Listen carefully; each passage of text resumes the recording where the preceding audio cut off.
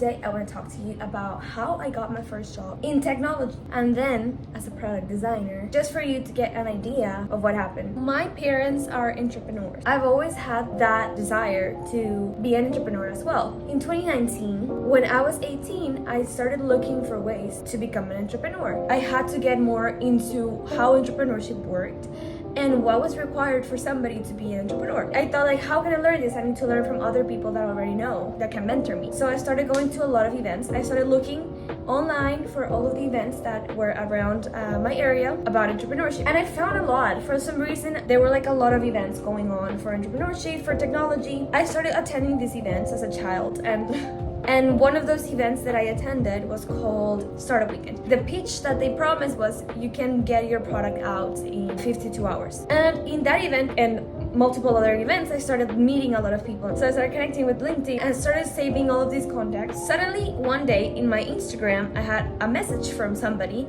saying that they had been referred to me and that they were looking for an intern at a company, that was a tech company, that they wanted to interview me and like get the chance to know me. And I was like, one of the contacts I met in that Startup Weekend event referred me to this person that was looking for an intern for his growth team in HR tech company. Of course, I had no idea how tech companies worked. I never worked at a tech company. I just knew some theory, but nothing practical. So I was just very like, I want to learn. I want you to teach me. That's how I got my first job. I think the main learning here is that the most important skills that you can have for your first job or for any job, I think, is to have very strong soft skills that make you stand out from others. This could be having a lot of ownership, like showing you really care for what you do, being proactive, always being a step ahead. What is the person going to ask next? How can I prepare for that before they ask? Empathy. How does this person feel and how can I prioritize that to help understand more the intention behind? Don't feel overwhelmed to have everything figured out. Just have that little igniting flame inside of you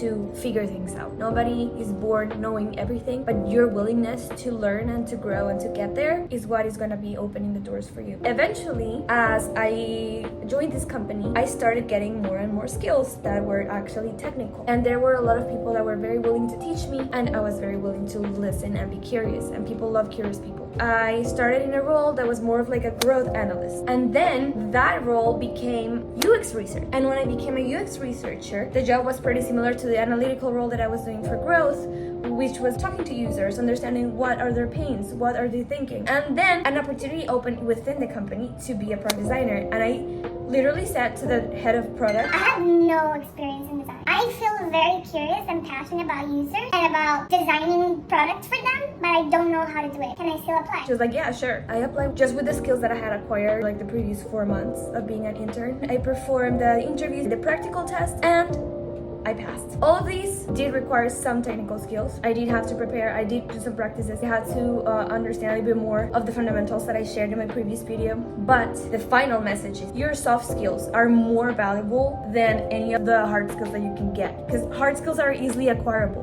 But soft skills is something that you have to develop and maintain as you keep growing as a professional, as a person. So you need to adapt and have those good core values that you know are gonna make you stand out and be the star that you are.